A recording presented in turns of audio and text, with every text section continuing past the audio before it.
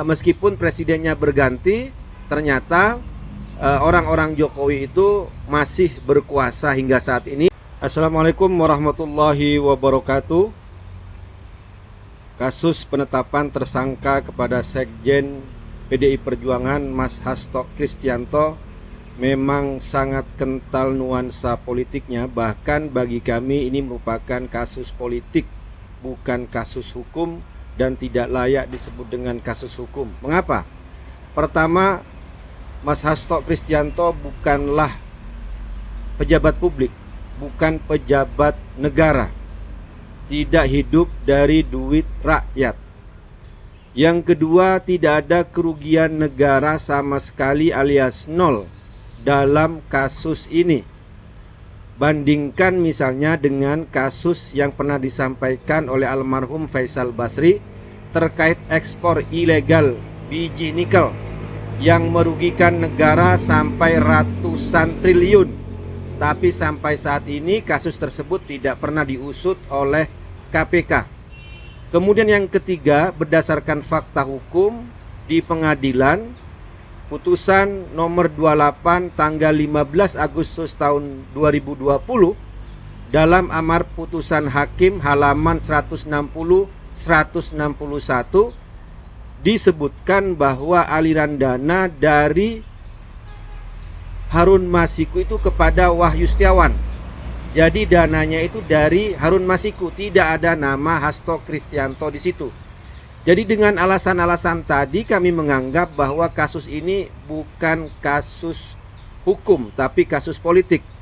Apalagi bukti-bukti yang disampaikan oleh Ketua KPK saat mengumumkan kasus tersangka, status tersangka kepada Sekjen PDI Perjuangan, itu alasan atau yang ia sebut sebagai bukti itu sangat menggelikan, jadi bahan tertawaan publik. Misalnya apa? Yang pertama, KPK menyebut ada hubungan kasus penyuapan dengan penempatan Harun Masiku orang Toraja sebagai caleg di Sumatera Selatan. Ini kan bikin ketawa. Apa hubungannya antara penempatan caleg dengan kasus suap? Caleg itu juga tidak harus berdasarkan asal. Ada Adian Napitupulu orang Batak jadi caleg di Bogor, Fadlizon orang Minang Sumatera Barat jadi caleg di Bogor. Apa di situ ada masalah suap? Jadi ini jadi bahan tertawaan publik ya, alasan-alasan disampaikan oleh KPK. Jadi alasan-alasan itu hanya mengada-ngada, tujuannya untuk melakukan kriminalisasi terhadap Sekjen PDI Perjuangan. Kemudian apakah ada hubungan orang-orang Jokowi pada komisioner KPK saat ini? Ya tentu saja. Kalau kita melihat dari proses seleksi, siapa yang memilih, itu kan masih di eranya Pak Jokowi. Dan saat ini juga ada gugatan terkait dengan keabsahan komisioner KPK.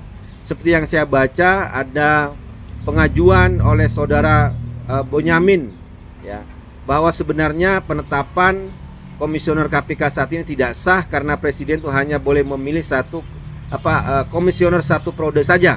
Nah itu nanti silahkan. Tapi menurut kami meskipun presidennya berganti, ternyata orang-orang Jokowi itu masih berkuasa hingga saat ini. Dan yang kami dengar juga, Presiden Prabowo juga tidak mengetahui terkait status tersangka Sekjen PDI Perjuangan.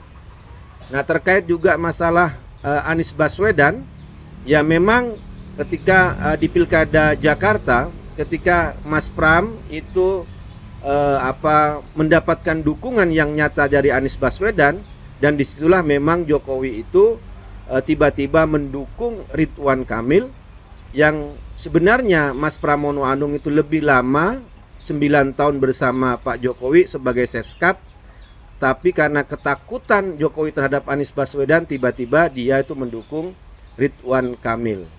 Tapi untuk kasus ini saya kira tidak ada hubungannya terkait dengan penetapan tersangka